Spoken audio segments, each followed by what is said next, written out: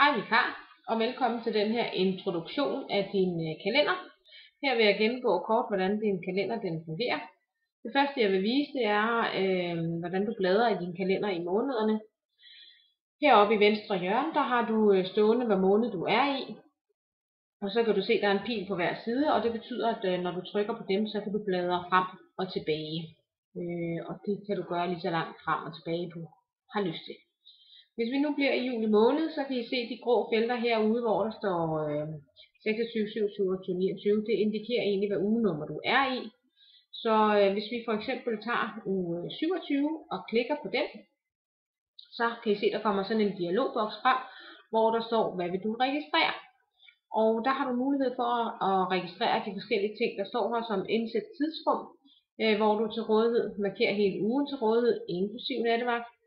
Marker ugen som ferie, marker ugen som sygdom, marker ugen som barnsyg, marker ugen som ikke var, eller du kan fjerne alle de markeringer, du har lavet for den her uge her. Men nu har jeg jo en blank kalender, og jeg vil jo gerne vise, hvad jeg kan her i løbet af måneden. Det er rigtig vigtigt, at jeg ikke har en blank kalender, men at den er udfyldt. Så jeg vælger at sætte et tidsrum, hvor der kommer den her dialogboks frem, hvor jeg så kan redigere i den. I første omgang vælger jeg at sige, at det er fint nok, jeg er til rådighed i uge 27, både aften og dagvagt, og trykker gennem. Så kan I se, at hele ugen nu er udfyldt med aften og dagvagt. Men så kommer jeg i tanke om, at jeg kan ikke arbejde om torsdagen i aftenvagt.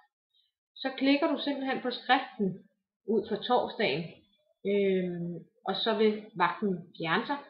Hvis du så klikker igen, så har du mulighed for at indsætte et tidsrum, hvor du er til rådighed. Og her der kan jeg så sige, at jeg kan kun til 14 den dag, og så trykke gennem. Hvis det er, at jeg ønsker at indsætte en bemærkning til den her vagt, det kunne være, at jeg kunne til 14.30, så kunne jeg hernede lige klikke. Så kan I se, der står indsæt bemærkning. Og der kan jeg så skrive, hvad jeg har lyst til at skrive. Det kunne for eksempel være, at jeg kan til 14.30, hvis det er, der er en vagt til det.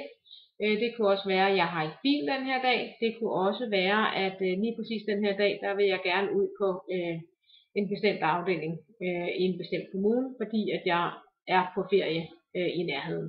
Hvad det nu kan være. Og så gemmer man simpelthen bare det, man skriver.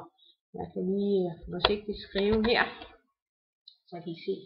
For så kan I også selv se, hvad I har skrevet. Og det kan vi så også, det dukker op. Du kan igen vælge at gå hen og sige, at jeg har ferie i den her uge her, og jeg ønsker ikke vagt den her uge her, og så vil jeg egentlig gerne stå til rådighed hele ugen her, inklusiv nattevagt. Så her er lidt forskellige måder, hvordan du opdaterer din kalender. Jeg håber, det kunne hjælpe dig lidt på vej. Du er altid velkommen til at ringe ind og stille nogle spørgsmål. Og vi laver gerne flere videoer og lægger ud til jer, som I så kan se. Og så god dag.